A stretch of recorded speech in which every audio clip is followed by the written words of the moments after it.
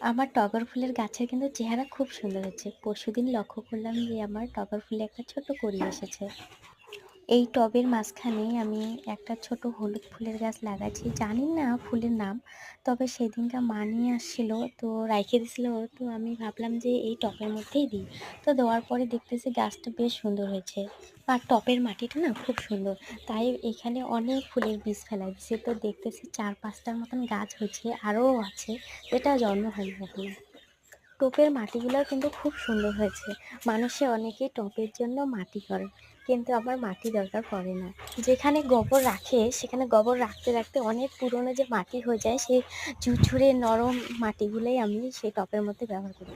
আর সেই মাটিগুলো দেখতেছি খুব সুন্দর হয়। গাছেও দেখো, গাছের চেহারা কত সুন্দর হচ্ছে। চা বানানোর পরে যে চা পাতাগুলো বাইচে যায়, সেই চা পাতাগুলো জমা করে রেখে রেখে টবের মধ্যে দিই। তো চা পাতার মধ্যে কিন্তু খুব সার রয়েছে।